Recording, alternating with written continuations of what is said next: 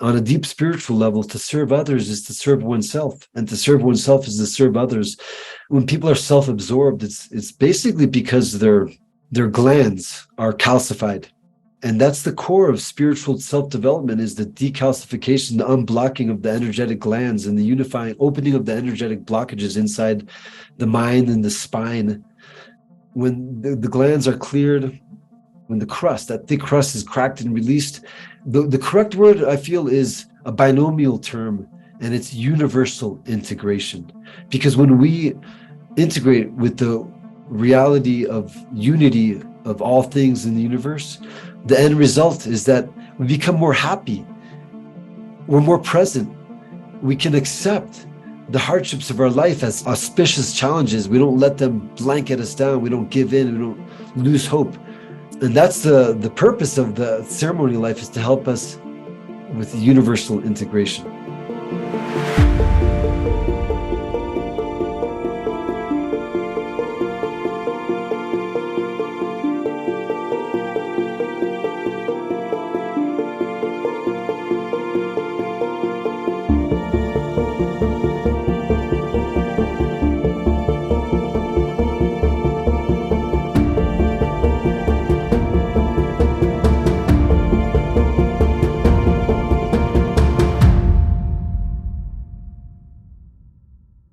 Hi, everyone. Welcome to another episode of the Psychedelic Conversations Podcast.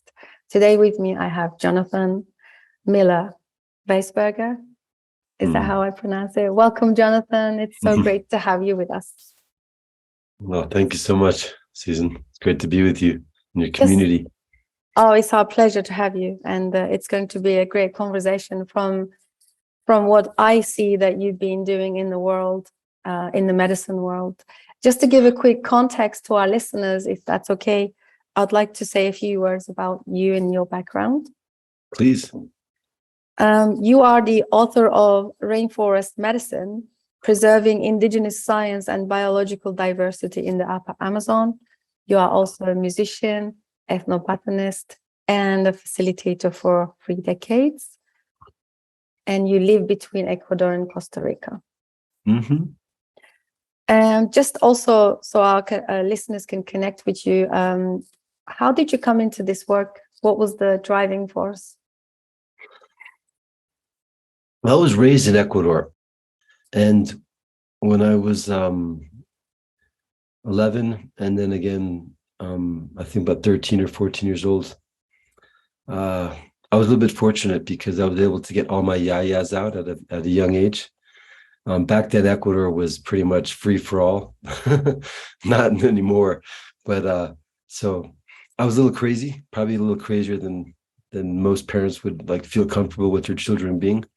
And so my mother had a friend who was an ethnobotanist and studying plants in the Amazon, and she was like, "Take him, maybe we'll," So I went down with him, and there was a night where he said, like, "You're staying here in the house and I'll be back tomorrow." And I was like, "Tomorrow? No way am I staying here alone." It's a little hut way out in the jungle with tons of insects around. And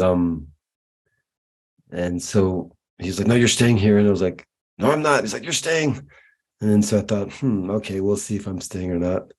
So then he left. And then sure enough, I followed him because I was not going to stay there alone. And I followed him down a jungle trail to the ceremony lodge. He thought that I was too young to participate in ceremony.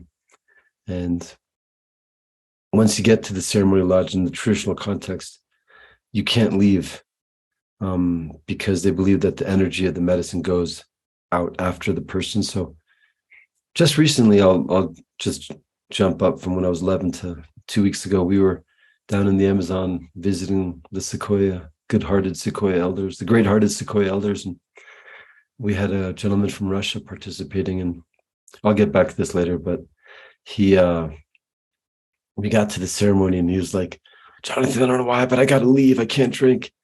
And I was like, the tradition states that, once you come, you can't leave. So, if you want, you can just, fall asleep in your hammock and get devoured by insects or just drink. He's like, "Oh, okay, I'll drink." Anyway, so that happened to me when I was 11 years old. I couldn't leave anymore. So the elder of the ceremony, next thing you know it, he's serving me the medicine. So I had my first experience when I was 11, and it was a wonderful, really powerful experience. And then we left Ecuador when I was 15, went to the United States. I was born in the US, and my parents moved back to the States. And I graduated from high school my last few years, went up to college at Humboldt State University in Northern California. And that was in the early that was in the late 80s. And so it wasn't really, a thing. The ayahuasca wasn't really, something that was much spoken about, but somehow it came to my attention. And I had read the Wizard of the Upper Amazon, that book, really amazing book by Bruce Lamb, and then Rio Tigre and Beyond, and just felt a really deep calling to go back to Ecuador. And then in college, a professor of mine had a student who had started a biological reserve here in Ecuador. And then another gentleman came through speaking about the importance to protect the rainforest. And he had connected me with another man from Australia who was working in Ecuador with indigenous peoples on the physical demarcation of the indigenous territories. I wrote him a letter, and he was really excited because they needed someone bilingual to come participate. And sure enough, I took a year leave of absence from college that turned into 10 years. It was just so exciting. And I went down to Ecuador in 1990, and I started working on the demarcation of the Waorani Indian territory. That was a major eye-opening experience because the Waorani, they're not, I wouldn't really call them indigenous people. They're more like tribal people. To see, and really until recently, they were considered like Stone Age. And the Waorani themselves, they're actually considered themselves a Wood Age people, because their stone axes in their mythology were gifted to them by the creator. Meme Wengongi came to a festival and asked to eat the meat of a toucan and of a curacao, and then went over behind the log and took a dump, and told the people, over there where I took a dump, he said, go look. And they found all these stone axes. And so quite possibly that just means that they were, relics of an even older culture. But the only tool that the Waorani traditionally had was the kanda, which is a wooden machete. And so they're actually Wood Age people. And then suddenly, thrust into the, screaming, hissing grip of modernity. It was super wild, eye-opening experience, to be working with the Waorani, who are, I guess, maybe a term that's a bit more, makes more sense, as tribal, in just Aboriginal, maybe, you could say, like dream time, still just like awake in the dream, like right there, smack in your face. It's like where every moment is just, the absolute now. It was like really, really amazing experience to see that. The Waoranis, they don't use any of the entheogenic plants. But at Humboldt State, I studied music and botany. And I had a professor, J.P. Smith, a botanist, ethnobotanist. And he was like, when I told him I'm going down to Ecuador, he gave me a bunch of private tutorial, crash course in ethnobotany. That was really, really helpful. And so I started studying with them while we were working on the demarcation, some, their ethnobotany and their worldview, and just through, speaking with them, and found out that they have remarkable legends relating to the origin of all the entheogenic plants, but they don't use any of them. In my book, I speak about the subtle use of the mi'iyabu, which is the name for the ayahuasca amongst the Waorani, but it's not the Banisteriopsis capi, it's the Banisteriopsis muricata, which is a wild vine that has like a white pubescence under the leaves that grows along the rivers.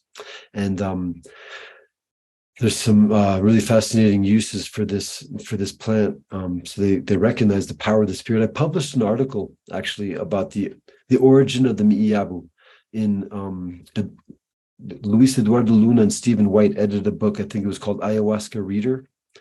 And it's really amazing, the story of the origin of how the first mi'iyabu came to be, from essentially, in summary, from a rainbow serpent that united heaven and earth. When the tip of the tail was chopped with the kanda, to have it go back up to the sky. The few drops of blood that landed on the earth grew the first miyabu vine, but it was covered in all kinds of jaguars when it first grew. And then later the Warangi discovered that like whatever they thought about when they touched this plant would just come to them. And there's even an account where one gentleman grabbed the plant, touched the plant, and started thinking that maybe he could attract women, and his penis was broken because all the women in the festival came and jumped on him in a huge pile, and all the Warangis laugh when they say that story. Later, I went to work. Well, while I was working on the demarcation of the Warangi territory, I was living in the home of because the other project that I'd volunteered on at the botanical garden, the Hatun Sacha, there was a woman there, Mercedes Mamayacta. Her father, Don Casimiro Mamayacta, was a traditional curandero and ayahuasquero. And they invited me out to their ancestral homelands at Napo Galeras, this beautiful wilderness area at the base of the Andes. The Napo Galeras mountain, that's chapter 8 in the book. The book, Reinforced Medicine, in a way, it talks in depth about the cultural guidelines and in situ, we could say, context of the use of both ayahuasca and yahe, which are similar plants, but also quite different in many of the approaches. And it brushes upon the differences between these two indigenous sciences, we can call them, the indigenous science of ayahuasca and the indigenous science of yahe. In the case of the Warangi, the indigenous science of the mi'i. In the case of the Shuar, you could say the indigenous science of the Natem. I came to realize that all the distinct ways of using these sacred plant medicine are the unique endemic indigenous sciences of the indigenous groups that have that association. But so I was working so I started visiting Napo Galeras with Don Casimiro. And those first years between 1990 and 1995, while I was collaborating on the demarcation of the Warangi Indian Territory, I was also working on a project that ended up leading to the creation and the demarcation of the Napo Galeras National Park. And that's like the sapphire ring, the invisible sapphire ring on my finger. My graduation ring was the creation of the Napo Galeras National Park. Recently, I was just back there 2 weeks ago. And it's quite amazing to see that the work we did in the early 90s is still holding strong. And I suppose most beautiful, it's about 35,000 acres, and it's an isolated limestone massif. Many new species to science have been collected and documented there by the Missouri Botanical Gardens in particular. They have done a lot of botanizing in this area of the Sumaco Napo Galeras at the base of the Andes in Ecuador. It's right on the equator, and it's considered to be the epicenter for botanical diversity on the planet. About 2 weeks ago, I led a trip out there, and the plant life is just insane. Every time I go, I run into new plants that it's just next level. The plants, it's like how the Mother Nature and all her glory can just produce so much diversity of plants. It's just remarkable beyond measure for a plant enthusiast like myself, at least. And so all that led, Don Casimiro, basically he was an ayahuasquero, so we started drinking ayahuasca with Don Casimiro. I never had much visions or much experiences, but then in 1995, we had a lot of mythical experiences with Don Casimiro because the ayahuasca wasn't that strong, but the context that we were using it in was always to grant clarity on how to move forward with the protection of the sacred mountain. Later I discovered, and it's written in the book, that the Napo Galeras is considered to be a sacred mountain amongst 3 of the regional tribes in the area. The Waorani believe that inside the Galeras mountain live the little tiny ancient ancestors, the Warangis, that are the Mona Kagedi, similar to the Hawaiian mythology, the Menahuni, very small ancestral spirits. And then also that some of the Warangis escaped the Great Flood atop the Napo Galeras, because it's an isolated limestone massif that was basically thrust upwards throughout the time of the Andean orogeny from the plate tectonics, got pushed up. So it's 80 kilometers east of the Andes. It's beautiful. And it's in the shape of a mountain, of the house of the Warangi. The Warangi homes are called Unku, which the Warangi home is considered to be the center of the universe in Warangi cosmology. It's amongst the most Octarctic still clans of the Warangi that have chosen voluntary isolation. For them to have their home seen, just to have their home seen, is synonymous to death. basically. That's a whole nother story about the non-contacted, what we call like tribes and voluntary, isolation that I speak about some in the book too. Ecuador still has several Guarani clans that it's a whole nother story. It's a strong story though. It's really the tip of the spear of world affairs. I'd say that like that edge between like, the worst of Western civilization, which is like, that face of it that's just thrashing through the pristine wilderness and non-contacted tribes. It's the avatar, basically. It's still happening. The Sequoia look at the Guarani, at the mountain, they call it Haikunti, and it's called, which means the high hill, and they believe inside the mountain are the immortal medicine doctors that are related to in the ceremonies of Yahe and invoked for healing. And then amongst the Quechua, it's called the Izu Mangalpa Urku, which is the end of the world, Earth and Jaguar Mountain. I recently on my blog, we can put a link, published an article called Conservation Adventures at the Epicenter of Botanical Diversity. And it's pretty exciting. It talks about this more at depth. But in 1995, we finished the demarcation of both the Guarani territory, and then we were successful in creating the national park with all our campaigning, and all the letters that we presented to the government were blown on by the elder maestro with the PD sacred plants. And we would go, I had to cut my hair and get in a suit and tie and, sweet talk my way with the sec. In Ecuador, back in the day, not so much anymore. Now, if you have money, you can do things. But back in the day, it was really, didn't matter much. The money was more like, if you knew how to do things, it wasn't matter what you did. It was just how you did it. And so I would go sweet talk to secretaries with boxes of chocolates and little, appropriate style gifts, and then managed to get, meetings with the ministers. And before you know it, we were like inspiring them to include Napo Galeras into the Sumaco Napo Galeras National Park. It was almost left out, but fortunately Ecuador received a substantial grant from the German government to create a national park out of the Sumaco. And we managed to get them to include galeras because of some aid from USAID funds. We discovered had created a basic protection category for galeras. So we managed to get it included. And it was fortunately, thanks to our work, it was included as one of Ecuador's most recent national parks. In 1995, I went on to work with the Sequoia through a friend of mine who was working with them. And I got to meet Don Cesario Piaguaje, Don Cesario Diego Piaguaje, Payaguaje, and still alive today. We were just with him two weeks ago. He's like over 100 years old now. He can't even sit up anymore. You have to help him to sit up. We had to help him go to the bathroom. His son takes care of him. His grandchildren are kind of lazy. I encouraged him. I asked him, please, the last days of his life, please let him feel loved. He's loved so many people, and so we tried to encourage them to help out. We helped out some more over there. But what was most remarkable about the visit is that he rolled over to the side and said, son, come over, lay next to me. We laid there, and he said to me, son, he said, in Spanish, he said this, in my language, he said in Spanish, en mi idioma, se dice, ay de oji. In my language, we say, ay de oji. He says, thank you. Thank you very much, he said to me. And he didn't complain at all, which is really powerful imprint that left on me to see someone of that age going, oh man, I'm old now, I can't walk into the forest. And he didn't complain at all. He was just raving about hunting stories, Yahe visions. It was really powerful. In the ceremony, I saw him as like a ball, a crystal ball, like seamlessly rolling to the cosmos. It was really profound. And so in 1995, we became friends. In those days, when I first met him, he was walking, we'd go hunting. And I learned amongst the Guarani how to make the arrow poisons, the curare arrow poison. And so I told him I was working with the Guarani. He was like really intrigued because the Guarani and the Sequoia were called historically enemies. There's really powerful stories that Don Cesario shared with me about how the Guaranis, but they were good warriors. They like the old saying goes, like, in guerra avisada no muere soldado.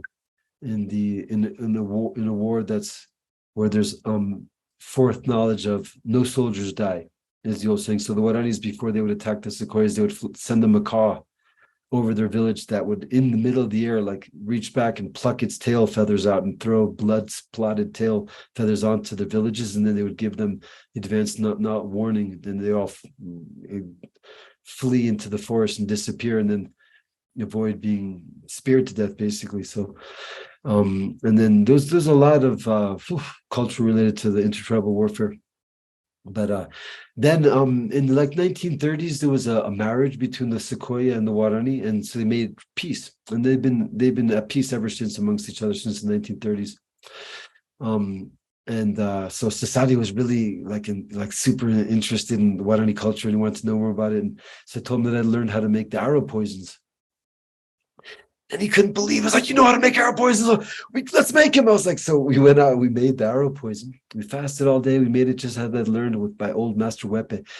And then we made the poison. We put it on the tip of his blowgun darts. And we went out and we found some wild boar, and we shot one, and it ran about 5 yards and fell dead. And he was just couldn't believe it. Wasn't long before like roasting wild meat on the fire. And he's just like the happiest man on earth. I just couldn't believe it. And then so he was like, you don't want to drink Yahet? I was like, yeah, for sure, I would love to. And then we started drinking Yahet together, and he was really happy because he said to me, I haven't met anybody that likes to get as high as I do. So, and we got high, I'll tell you, and more than once has been nothing but a set of disembodied eyes bouncing across the room. And so that led to 5 years of really powerful drinking of the Yahe with Don Cesario. And then I had visions with him, yeah. And I learned and then his wife got really aggravated at him, bless her heart. She passed on a few years back, Doña Joaquina. Of great age, she gathered her family together and said, that's it for me. And lay down, and that was it, didn't wake up. And Doña Joaquina was a very powerful, super appropriate, most incredible human being. And Don Society told me once in her youth, after a ceremony, she slapped her hair on her back, and the thunder at the same time just cracked. Ah! Thunder just slapped through the whole valley. And but then she went the way of the evangelists when the evangelists came in the 1950s, 60s, and she abandoned the drinking of the Yahe. And she always would scold him for drinking Yahe, but he was like, I have to because it's the great medicine. I'll die if I don't drink. So there's always like this feud between them. And she didn't really like that he drank Yahe. But and then so she kind of got aggravated at me because I would like suddenly had a drinking buddy. And so I felt really bad because she left downriver to live with her son and left us alone to drink. And it was like, no, bachelor's party. I was like, okay, well, whatever. So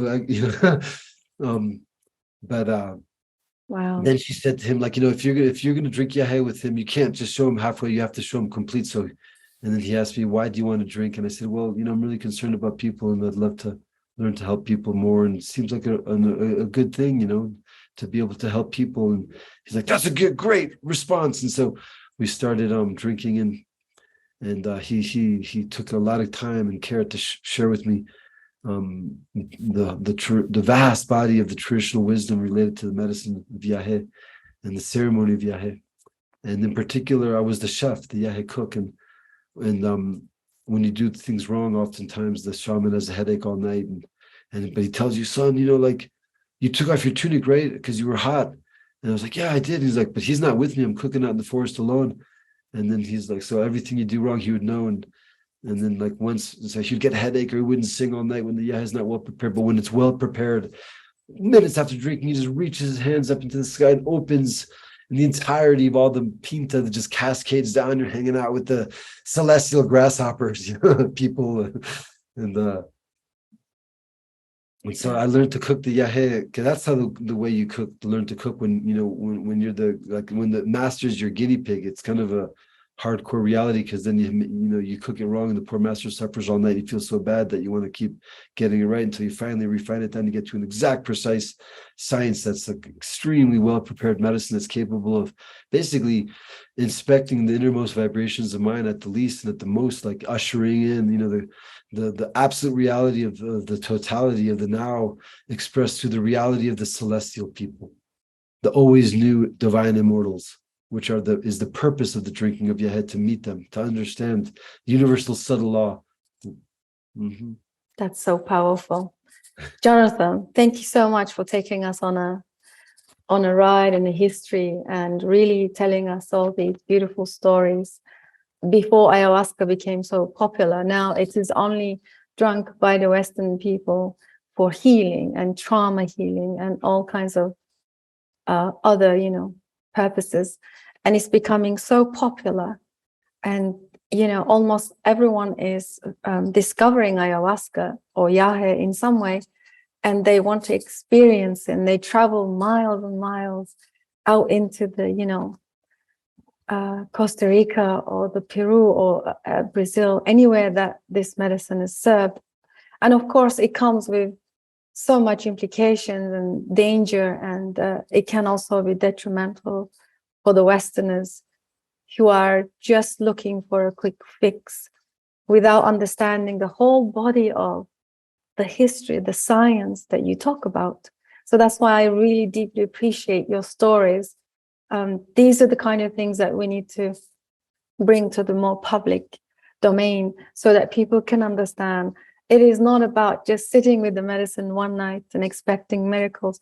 There is a whole history behind this that we need to maybe get affiliated, at least associated with, and understand it in some way that could help us what we're dealing with. And it's not just about healing a trauma, it's more than that. It carries the lineage of these people. It's not all about the love and light as well, because the medicine lady that I did my foundational work, she said, in the West, it's really, it's almost comical that you guys think we're all sitting in our altars in Peru, all under love and light. It's not like that at all. There are shaman wars, there are tribal wars, there are black magic has been inflicted through these psychoactive medicines as well. It is used for many, many things. And you just touched on something about hunting. There's this medicine that you were able to make to make the hunting more easier, at least. And so there are many ways these medicines have been used across the culture. And I think this is what's lacking in our lives in the West. And I really appreciate it again. So I love your, I would be more than happy to link all of your articles, because I think they carry so much background information for us to learn more about what we are dealing with when it comes to ayahuasca. And I love following Dennis McKenna, and he's also probably, him, botanist. And Of course.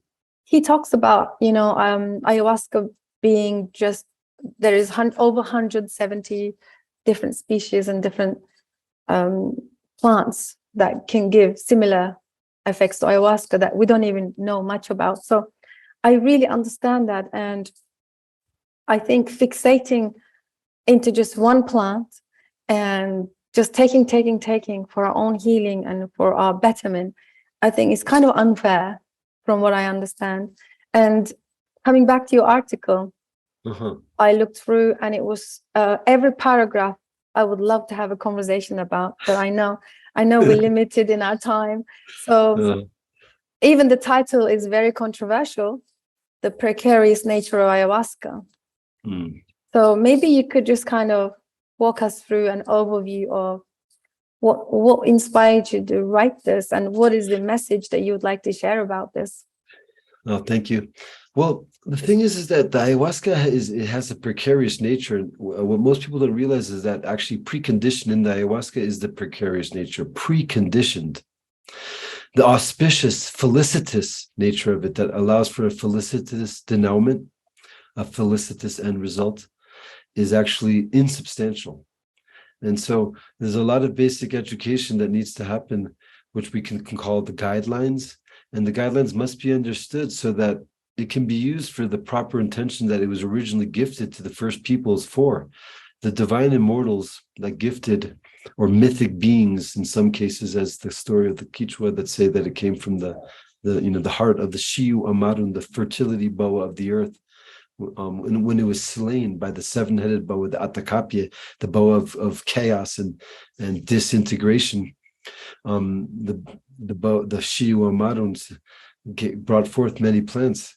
I have an article on my web blog. It's called take a journey through the senses of your elements in the ethno-botanical garden and it shares the story of the Shiwa Marun. The Sequoia say that the first Yahe vines were gifted to by the Nyanye Sekopai, the gods multicolored people. The divine immortals, they gifted the first plants to these plants to the people so that people could achieve communion with celestial spirits. And so that's the purpose of the medicine, is to heal, to make things whole again. But the problem is that without the knowledge of the guidelines that are vast, I mean, like just one example, like for example, rice. Rice is originally cultivated from Asia. In Asia, they cultivate the rice, they harvest the rice in such a way where they ferment it slightly in little grass thatched huts. And so when the rice is fermented, that fermentation process breaks down some of the complex carbohydrates into sugars. It absorbs into the husk of the rice some of the nutrients. And so while they husk the rice there, when they eat it white, it's much more nutritious than in the Americas per se, where rice has become a staple. And these, but that harvesting process, those guidelines, the traditional practices haven't been passed over. And then I've even stopped people out in the countryside here where they wash the rice. Like, no, because pretty much the last thing in husk, like commercial white rice, is the niacin, vitamin B1, which is water soluble. So if you ever seen anybody wash rice, it becomes white, that water, and they're dumping off the last, really what's left in rice. And so there's malnutrition because of that. The same things happen with corn in the Americas, from from the north to the south. Corn traditionally was always cooked with ashes or with calcium, because it breaks down the husk. In Africa, where corn has become a staple now, but it hasn't, those traditional practices haven't been brought over. There's malnutrition, Edo disease, from people who only eat corn but don't know how to actually, cook it in a way that makes the nutrients available to the body. Okay, that's just with the simple food plants. Now take it to the next level with the complex and theogenic plant, sacred plant medicine such as ayahuasca, coupled with the phenomena that as a humanity, we've drifted so far from the original context where these plants come from. I was personal friends with Terence McKenna. And on a lot of his talks, and some of his talks, and I remember him clearly saying this with me at some of our conversations we had, I was really fortunate. I didn't realize how fortunate I was to be his personal friends. I spent time with him in California and on Hawaii. And I also am friends with Dennis McKenna too. We can consider each other personal friends, beautiful human people. Dennis McKenna is a great man, super humble, and such beautiful work that he does. But Terence McKenna would say that basically, in the context of where these plants grow, the people have evolved with the plants over thousands of years, hundreds of years, if not thousands. The lessons of the plants are absorbed into the way of life of the people. So that's why, like in the concluding part of my article, which I'm going to expand upon, that the sign of a successful ceremony is when no integration is needed, because all the participants leave the ceremony fully integrated. In a Western setting, that most likely won't be the case. For one, this I've seen happen way too many times. Most of the ayahuasca that people are serving, they're not preparing it themselves. They're not the yahe cook. To serve the proper ayahuasca or yahe, especially, you have to know how to cook it, because there's certain realities with the cooking process. For one, people get the ayahuasca from Peru, they don't know how it's cooked, but most of the time it's in order the yahe or ayahuasca doesn't travel well, because it has a phenomena called the toja, what the Sequoia call it, the pinta, the energetic. So a good yahe brew is the balance between less alkaloids and more pinta. If the brew is not good, it's just alkaloid soup, and you feel stupefied, kind of thrown off course and drunk. And so the proper brews give you a sense of inebriation, of enlightenment, of the energy of heaven that are allowing you to rise, but not so much of the drunken stupor where you can't, like that can happen too. But so it's a delicate balance between alkaloids and which are the anchors for the celestial energies. How to use the alkaloids as anchors to anchor down into the brew the celestial energies, the alchemical art of cooking the ayahuasca. And so on one case, for example, I remember some of the Sequoia elders were brought by a friend to the United States to do ceremonial work, and they ran out of brew. My friend called me, he's like, Jonathon, is there any way you can help us get some medicine? And I have a friend in Hawaii that cooks it. And he was super happy to donate some medicine. He sent it to them. It was really thick. And then later I asked them how it was, and they said it wasn't that good because it was just there was no pinta. And so, and then they saw in the visions that how when my friend was cooking it, that someone walked up and spoke to him, and then left. And then so my friend was like excited to know what did the elders think about the brew. And I said, well, they said there's no pinta. What do you mean? And I said they saw that someone had walked up and left, and they took the pinta with them. Because when you cook the brew, if someone comes, they have to stay there until it's sealed and completed. They can't just come and leave. It's like a hot air balloon. If you pierce it, all the air goes shooting out like that. How fascinating this is. Yeah. Incredible. And they saw that. And so later in my book, chapter 5, Preparing a Proper Brew, I went to the effort of, the book was mainly written as an act of social responsibility to try to help people, because this has so much potential. And what we don't need is more trauma, more setbacks. We need this to be used to help people get on track now, basically, like yesterday. And, somehow, if it's even still possible, maybe it's not, maybe galaxies, like in the universe, there's galaxies that swallow other galaxies and spit them out. And, maybe part of the lesson is that the earth has to be chomped and crushed, and we all have to be spat out to learn how to just let go of everything, because there's nothing that we can hold on to.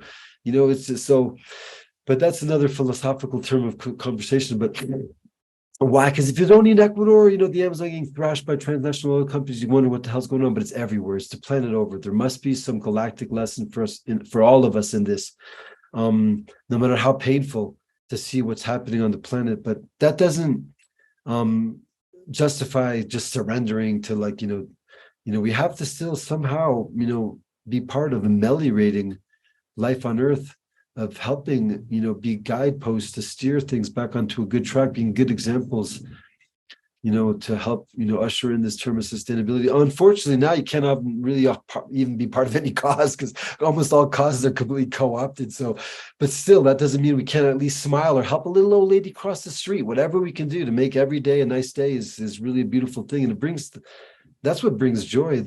Ultimately, once we're healed, then what? With the medicine. And to me, I found that the most joy comes from just living and awakening that what we call the universal culture of service, just rising to the occasion in the here and now, maybe not with any kind of set plan, just when the opportunity arises. When we start developing ourselves spiritually, we can see clearly that just the opportunity to help someone genuinely is a gift from heaven. That's wonderful. Jonathon, can we quickly touch on the piece that you said? What makes somebody open and be willing to grow spiritually, to understand the preciousness of life and being, and also recognizing that this life is a gift for all of us, that we are experiencing the now? And what makes, of course there are, what does the indigenous traditions tell us about this? Because there's one way would be a lot of trauma interfering the person to be present and loving and also appreciating their being. Currently you must be aware of the situation post-pandemic era. We have an incredible increase in the mental health disorders, suicides. A lot of people are not appreciating their lives right now, and there is not a lot of communities and also like sustainable ways that they don't feel belong. The individualistic nature of the industrialized lifestyles kind of driving further away all these people from the connection, from the appreciation. What would you say? How do we help somebody to come to that realization? Yes, healing their trauma is good, but then that doesn't end there, and there needs to be more deeper understanding. Is it because we kind of cut off from our lineages, cut off from our communities, and we don't appreciate being in a community anymore? It's almost like people are striving to be more alone. Let me do everything alone. Let me become my own person, individual, and create my own business and my life, and then I become an influencer. I don't know if you're familiar with all these kind of challenges that the Westerners are dealing with right now. Even the ayahuasca trip to Peru is becoming their way of documenting on Instagram, so they can show people, oh, I'm doing the work, but it's it's more about showing others.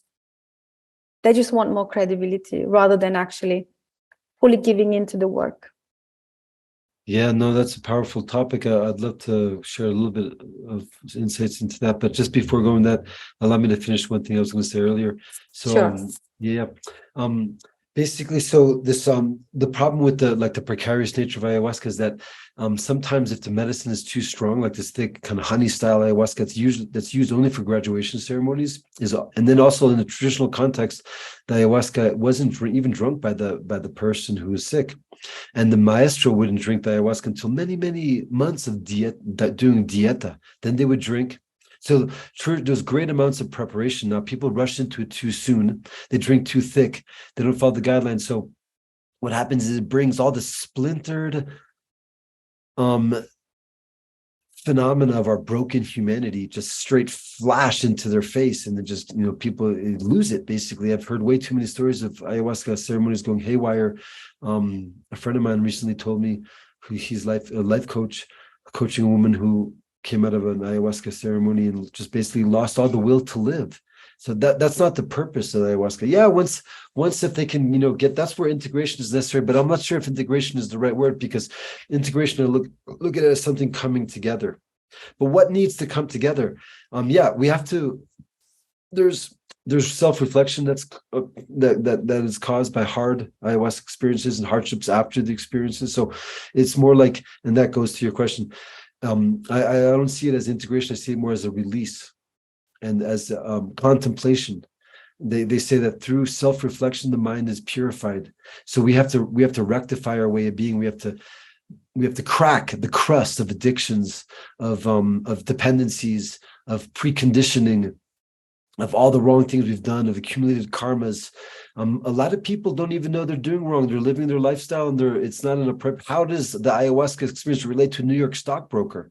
That's, what I mean, like, exactly. So it's a big theme of conversation. So of course that's why the preconditioned nature of the ayahuasca, the precarious nature is preconditioned. The guidelines are to guide it into a way that aligns us with the reality of the celestial spirit, so that it can be used for healing and to help people get back on track. And what happens today is that because of human lifestyle, like, for example, most people, they rush into the experience too prematurely because we come from a knee-jerk reactionary society. Everyone is looking for a quick fix. But and so most people don't realize, the ones that do, they have profound experiences. Usually there's the diet that has to be followed beforehand. It's not just after. So people have to sustain, and then there's foods and like, contraindicative medications. In the Sequoia territory, a Colombian man about 5 years ago sadly died in a ceremony because he was on asthma medication. Some of the asthma medications are contraindicative, and there's all these new medications. He suffocated, and then the next morning they thought he was peacefully meditating and he was good and dead. And so that's become all too much of a common theme. So basically what I see it is that because of the stagnant lifestyle that we have today, and it's such a people's pineal glands get calcified. And so with the chakras, the heart chakras, our glands get crusted on, and there's not, the people who are on it, and they're quite active in practicing these things and teaching others, and like through yoga, lifestyle. But a lot of people, they're maybe like just going straight into the ayahuasca experience, escaping drug addictions, or like, really, like skewed lifestyles. And so essentially our glands, the like pituitary gland, the thymus gland, and the heart chakra connect us with life as the unified reality that it is. The separation is an illusion. But it's everyone, we all are what we are. Each individual is what it is, but it's not separate. We're all connected. So it's important to find the balance of how to nourish ourselves while cultivating the unified perspective. On a deep spiritual level, to serve others is to serve oneself, and to serve oneself is to serve others. When people are self-absorbed, it's basically because their glands are calcified. um, through different practices, and that's the core of spiritual self-development, is the decalcification, the unblocking of the energetic glands, and the unifying, opening of the energetic blockages inside the mind and the spine. People can feel that sense of unity, and that's why I don't feel it's integration is the correct word after like a hard experience. I feel like therapists and integration specialists, they have a lot of work to do, but it's more like helping the people self-reflect, helping the people resolve and release what's holding us back. Because when the glands are cleared, when different incongruencies of our lifestyle are rectified, when that thick crust is cracked and released. The correct word, I feel, is a binomial term, and it's universal integration. Because when we integrate with the reality of unity of all things in the universe, the end result is that we become more happy, we're more present, we can accept the hardships of our life as auspicious challenges. We don't let them blanket us down, we don't give in, we don't lose hope. And that's the purpose of the ceremonial life, is to help us with universal integration. Yeah. And to release what's holding us back from that. So it's not taking something on, it's actually letting go, peeling off the crust, the layers, so that we can open ourselves to the truth of the universe, which is a unified perspective. Like I say, when we embody that, when we can truly embody that, just intellectually understand it, we can embody that the truth of universal integration, which is a daily practice. We're much happier people. I get it. So this is an ongoing, lifelong practice to develop the spiritual path, the spiritual embodiment, the spiritual learning process, which obviously in the West is looked at as like, we don't have time, we should have it now. There is this desire to have things happen really fast and quick. That's what we're doing right now in the West.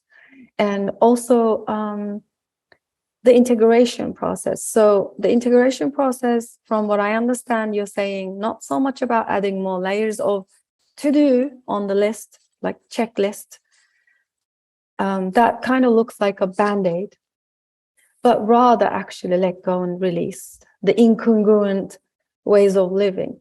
And my question to you is, from what I've seen, from my experience, when people go through this process and letting go of the incongruency and disalignment in their current reality, things start to look quite chaotic as they leave. And there's a lot at stake. I feel that a lot of people don't want to change. They want to drink the ayahuasca, but they don't want to also do the work because there's a lot at stake. Now they may have to face some of the things that they spent their whole life building. And letting go is that right? Oh yeah, no one wants to let go. That's why the world is the way it is. We're all holding on with our fucking, excuse the French, claws dug deep into the fabric of the reality, and it's destroying communities, destroying the planet, destroying lives, destroying people's health. But the truth is, we're all going to die. So might as well start practicing now, because if you don't do it now, you'll have to do it later. So why sweep it all under the rug? You know. Yeah. But the thing is that people have to be soft with themselves too. That's why the combined of like a quick fix is not the right way. We have to be gentle. The celestial spirits that are the guideposts of the Yahid tradition are gentle. They are pure, universal, subtle law. There's no rush. So what's the rush? So let's start doing this in a gentle way. There's no need to be too extreme. So we start realizing things. We go softly massaging it, and that's how it works appropriately, because we can't just like turn the ship around like overnight. It has to be a gentle process. And the earth is not going to be saved by anybody. All this saved the earth. The earth will not be saved, because there's nothing to save, because it's all saved, because it's just constant transformation. Yeah, I almost went crazy in the Amazon when I saw the oil companies going into the Amazon, huge, beautiful areas. I would go hunting, watching helicopters come down, coming off of medicine with like neon orange, guys in jumper suits. And you want to go bring it, just strangle this person, but that's not going to get you anywhere. You'll get locked in jail. You just have to watch. I almost went crazy to see, like, and even now, the advancement of the oil frontier, there's no turning back now. It's just like oil barges coming up the river full of huge trucks in the pristine wilderness. It's just like, when I finally, I'm still not sure if it was a total cop out or not, but when I finally accepted that's what the medicine was showing me, that everything is sacred, I found peace. And then sometimes I want to go back into like, no, there's something that's sacred and something that's not. And I start getting aggravated. We have to surrender to the truth of the reality that everything is sacred and be gentle with ourselves and others. And from that place of calm grace, just go little by little, moving towards the destination we hope to achieve. If it's done too quick, of course, it's going to be maddening. And that's what the problem with ayahuasca is. There's a lot of the guidelines that aren't well understood, especially when the medicine is too strong and people haven't done enough preparation. And then, so like I said earlier, it just throws into the face, not just their own body of incongruencies, but the broken splinters of humanity, that nothing straight is made. We can make so much technology, but we can't even friggin', save the, like the rainforest, that's the lungs of the earth. We can have, like sophisticated, and everyone's a shaman overnight, whether you think you are or not. Like, you're a shaman, I'm a shaman. Anyone that uses an iPhone is now a shaman without any of the preparation. Like, for example, amongst the Waorani, they had the Iroinga. The Iroinga were people that they embody all the experiences. So they were able to communicate with other Iroingas in other villages. They were the telephone, you could say. When someone wanted to pass a message to another village, like days away hiking, the Iroingas and the Jaguar trance would relate the messages. But now we're all Iroinga without any experience. So like, why this is happening, I can't say exactly. I have a feeling, though, it's to spiritualize humanity. And that process is not a friendly one. And look at what we're, because there's so much crud in the way. There's a lot of letting go that needs to happen, a lot of surrendering that needs to happen in order to get back on track, basically. Yeah, that's so wonderful. Thank you for touching on that. Every iPhone user is a shaman. Yes, because we can perpetuate all this information that we think it's the correct information based on, if we're not prepared and understood the information and share it, and everybody starts sharing, and then there's a whole lot of sharing going on. Then the question is, what kind of shaman are we? Because like I was just speaking with a friend of mine, actually, the gentleman who introduced us, he was saying that, no, I apologize, not Mark Scott, but a friend of mine from Australia, Jonathon Davis, beautiful man. We met through a wonderful human being whose spirit should be brought to light. Danny Schreiber, bless his heart. He's on the other side from Starseed Gardens. True wizard in the highest realms. Danny Schreiber introduced us with Jonathon Davis, who was helping me edit this article. And he was saying that he has friends in Thailand, and that the ayahuasca, which is a recent phenomenon there, a lot of it is being used for, not the most auspicious results. And in the Amazon too, like in the article, it says any tradition of the elder will tell you, of ayahuasca, being used for mind control, manipulation, abuse, and even for killing people. So like, the question is, what kind of shaman is each person choosing to be, And I would hope that we all make the right choice, basically. Yeah. Yeah, that's so great to bring and highlight this aspect of the entheogenic medicines to be used for manipulation and mind control. And I think this is quite a shock to some listeners, maybe the first time hearing this, because ayahuasca has been promoted as a panacea and healing medicine across all these mainstream platforms. And from your article, what I understand is that it's yes, the medicine, but then the whole process of cooking the medicine and the person who's cooking the medicine, there's so much goes in, and it is not so much the medicine, but what we are able to do when we open the space, connecting with the celestial realms, not so much about drinking and purging all the toxins, but also, yes, maybe that, but also there is a whole realm that a lot of people don't know about, the celestial and the spirit world and communication. Like one of the mentors that I love, Dr. Stan Grof, he says most people use it for divination and asking questions and communing with animals and plants. That this kind of scene, feels true, as from what I'm hearing that you're sharing. Well, the thing is that, and that's why my friend asked me to write the article about the precarious nature. It's a complicated thing to talk about. And so I was meditating on it. I had to meditate quite a bit on it. And when I realized, I thought I would share a few of the fundamental cosmologies that help guide it in the auspicious way. And one of these is the understanding of the reality of the divine immortals, the Winya Pai. Winya means new, always new, like a young flower that's just coming up, or like the fluff of a white bird, the ultra clean, ultra immaculate, divine, always new immortals. And that's the purpose of drinking yahe. And they're the unfailing guides. But the problem is that if the yahe is not well prepared with the ayahuasca, inside the ayahuasca is the yahe mopai, that has its own spirits. The yahe, a good yahe facilitator of the Sequoia nation, Sequoia, they fish out the spirits inside the yahe because they can interfere with the communion with the divine immortals. So it's an advanced spiritual science. It's like basically someone who's totally inexperienced to throw him to the cockpit of a friggin' UFO, go fly this for a while. It's just like there's a lot of. That's what the dieta is. It's really I recommend people that they want to drink the medicine and you want to have good results is first you connect with the notion that you want to do this, but then go practicing a certain kind of energy cultivation method, a dieta. Go start cleansing oneself. Do colonics. Look at what part of your diet. Consult a nutritionist if you're not totally clear what part of your diet is not good for you. Go eliminating bad habits. Do that for 3 months and then drink the medicine. And so people are jumping into too quick. The diet, the dieta, because it's not really diet, it's more like that term dieta, which is like an energy cultivation practices. So yoga, proper lifestyle, living a healthy life, being generous, awakening the virtues, learning to use a virtuous way of life to break through the blockages. Practice, that's like learning the how to fly your personal UFO. Then you drink it and you can fly to a good place.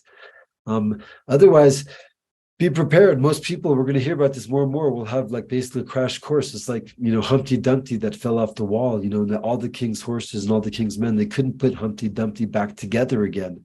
That seems to be a very, quite us, suiting adage from Western culture for what's happening now with ayahuasca. And we want to avoid that. That's so I write this article not out of trying to come off as I know anything. I'm just sharing from my body of experience something that I hope will be of use to others so that this can be guided in the proper direction, because that's the purpose of the medicine. The purpose of the medicine is to make things whole again, to mend what's broken, to help people become healed, to help communities renew themselves, to help, us all together usher in an integral salvation. Yeah, that is so profound. Thank you so much for that. So I have a contact in the UK. He's a really good friend and also a podcast guest as well. Darren, his name is, and he does a lot of lectures on cultural, entheogenic plant medicines, being the gift in different areas of the world. What are your thoughts on that? So he says, for example, Africa was gifted with iboga, and then and then ayahuasca. Then we have mushrooms growing all over the world. But there are specific entheogenic plant medicines that are specific to the lands. What are your thoughts on that? I mean, he does a lot of talks, which is fascinating to understand. So, for example, someone like me, a European background, how would communing with ayahuasca in Costa Rica or in those lands or Andes would help me? How can I? Because if I don't understand the lineage, what I need to do before, or shall I go and find my own European plants that I had in my lineage? Right. That's a beautiful question. Well, yeah, all the for example, the Master texts say that the mushrooms sprouted from the Christ's blood, the blood of Christ when he was walking across the desert. The Sequoia, speak about the Yahe was a gift from this the divine, the God's multicolored people, because these, divine, we could say, beings, in their infinite compassion for humanity, they saw where the shift was, the drift was occurring. So they gifted these plants so that people can recuperate our original natures. Corruption, the drift didn't just occur in Western settings. This drift has occurred in the Amazon. Like I was mentioning, any elder of the tradition will tell you all too many stories of the, sacred plant medicines being used for manipulation and for negative purposes. And that's not the purpose. So, basically, and the purpose is to, what I feel that the purpose of these plants, so, and also it's similar to like the I Ching, for example. The I Ching, was channeled by, the ancient Taoist sages. But what's interesting is that the I Ching is not in like, like the Chinese calligraphy. The I Ching is broken and unbroken lines. It's a very simple, we could say, universal language. And so one time, Sequoia elder, bless his heart, he decided to jump off the planet into the Yahe reality. Just about 3 weeks ago, we lost the ability to be in the physical form with our beautiful elder, Don Agustin Ayahuasca, known as Tintin. Super sad. He got lost in the forest. He was already of good age. He was caught in a mud pit in the swamp for 3 days and 3 nights. Came home and died just about 3 weeks ago. Tintin was a transcended. Once you understand the guidelines so much in your own culture, then you get to the point where you leave that behind, like another flapping flag that's gone in the wind. He was a very galactic, transcendent human being. And one time at Tierras Orientales, which is kind of a splinter that's caused a lot of cultural damage and trauma onto the Sequoias, because some Sequoias found a group of colonists some 50 years back, 40 years ago, on the side of the river, and they were like, "Oh, can we just have stay here for a little while and grow some corn so we can sell the corn to buy enough money to leave?" But no, they brought all their family and basically colonized this area in between 2 Sequoia villages, and then tramited with some contacts to the title, and then they bribed the youth young leaders into allowing them to push the road out. And then the oil companies followed the road, but then the Sequoias didn't want to deal with the oil companies. So the oil companies, no need to deal with the Sequoias, because we can do diagonal drilling and get all your oil out from under, so it's just like so forth and so on. And then the colonists, when logging and hardcore mentality and criticizing the gentle, soft nature of the Sequoia youth and their tunics, you guys look like faggots, you like girls, what are you doing wearing dresses, and blah blah. But one time in the Tierras Orientales, we got there with Tintin, and he just walked up with his arms open saying, "My people," and hugged them. Because there's no difference between anybody. We're all just souls on this planet and so there are the lessons that are incorporated, like Terence McKenna shared, with where the plants and the people have evolved together. So that's why maybe there's my comment of where a successful ceremony is a sign when no integration is needed, because everyone leaves the ceremony integrated. But that's because lessons of the plants, of the people, of the environment, of that cultural evolution with ecology has come together. In the Western setting, we don't have that evolution with the plants. We don't have that cultural, ecological co-evolution over so many generations with the plants. So it's something very foreign. But what's not foreign is the essence of all human lives that we have within us, that are the light of our souls, that are yearning just to accomplish the basic, fundamentals of loving and being loved, having a roof overhead, a place to rest at night. That basic need is there. And the medicine nurtures the simple, fundamental realities. And we all have to get back to the basics, to the fundamentals, just being wholehearted, compassionate. If all people just right now started practicing compassion, we could probably have a whole new world the day after tomorrow. And I think that's what's happening more and more. There's a silent revolution. People are waking up to that, waking up to the need to be real, But it seems like there's just gotten like to this like, artificial intelligence takeover. It does on one side, but there's another side that too, that you can see people more and more are just waking up to to the need to recuperate that fundamental essence of human life. So I think that's what the plant medicine does to all people everywhere, is just wake up that, the simple, fundamental truth of what it means to be human. Yeah. That's so beautiful. Thank you so much. Thank you. As we're coming to end of our conversation, I feel like we need to have you back very soon. There's still so many things that I'd like to ask, but I'm very mindful of your time as well. Yeah, we would love to have you back for more discussions in this nature. Before we let you go, what are you working on currently, and what are your offerings? If our listeners want to connect with you, how can they find you? Do you still facilitate medicine circles? Do you have offerings in that way, in such way that people can come and experience them in this very authentic way of, facilitating? Oh, thank you. Yes, since the year 2000, we built the most beautiful lodge.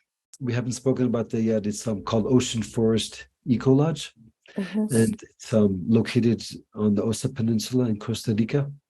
22 years of love and devotion. I'm in Ecuador right now, but we have really beautiful, wholehearted staff that have worked with us over 15 years. And my sister-in-law. We have a little daughter now. I have to rush off to a Christmas play in about 20 minutes with my little daughter. And but my sister-in-law helps us with the reservation. So we work mainly as an eco lodge. I'm showing people the ecology, but twice a year, when the yahe vines are in flower in January, we have what we call our rainforest medicine council gatherings. I'd be very thankful if you could post a link to that I'll send you, because at the moment we only have a few people signed up, and they're remarkable experiences. And so they're week-long councils. We have 2 back-to-back if people want to come for the 2 weeks. Most of the people that come are returning participants that really find the value in this. And we do the sunrise renewal ceremony. We vomit first with the yahe leaves. We have a beautiful little ceremony lodge up on the hill with the rainforest behind, surrounded with the ocean, the expanse of the ocean. Sometimes monkeys and tapirs come right up to the lodge after the dawn of the ceremony, cuckoo birds and toucans, scarlet macaws abound. So it's a really beautiful opportunity for people to experience the medicine in a pristine nature setting where, thank goodness, the ecology there is protected, and the local people are highly conscientious about the need to protect it. I wrote a blog article about that on my oceanforest.org blog site, about Sidi, the 9th dimensional goddess that protects the Osa Peninsula. And it's really like a celestial island there. So it's a wonderful opportunity to experience the medicine in a beautiful nature setting. And that's happening this January, soon coming. It'd be wonderful to have a few of the listeners here today join us. And then also have my book, Rainforest Medicine, that you had introduced me to in the beginning, Preserving Indigenous Science and Biological Diversity in the Upper Amazon, which is a pretty complete insight into the nature of the medicine at ground level amongst different indigenous communities. It's like the story of a bioregion of the Upper Amazon in Ecuador. And then we are on my website, the other one, which is the book's website, the rainforestmedicine.net. So we have oceanforest.org is our lodge's website. And then we have the rainforestmedicine.net is the website for the book. There's some videos there. And we post journeys that we do to Ecuador as well, too. We've been guiding people down to visit the Napo Galeras National Park to experience the majesty of biological diversity. And we have an elder that we work with there that does really nice steam baths. And then so we visit caves in the wilderness. And so, so that's how my basically been making my living, is through guiding tours and to both Costa Rica and to the Amazon. And it would be wonderful to have some people participate. We also have all kinds of projects that we've been up to. We post about those on our blogs. We have a reforestation project that we've been supporting for over 30 years now in the high Andes, and different cultural heritage revalidation projects that we uphold when we can through some of the tuition proceeds from our retreats. Yeah, That's wonderful. Thank you so much for doing all this incredible work and creating this time to share your wisdom with us today. Really appreciate that. We'll have all of the links added to the conversation notes. And then we hope to see you very soon again, and enjoy your holiday season with your family. Oh, thank you so much, Susan. Look forward to that. Happy to go deeper into some of these topics we just brushed upon, are quite broad, but happy to at another time go deeper with you. Thank you so much. Absolutely, yes. In the new year, we can schedule some dates, and thank you so much. Great. Thank you, everyone, for tuning in. Hope you guys enjoyed this conversation. And do comment and say hello and share your experiences, and be in touch with Jonathon or myself. Don't be shy. And I'll see you guys on the next one. Thank you for now. Bye.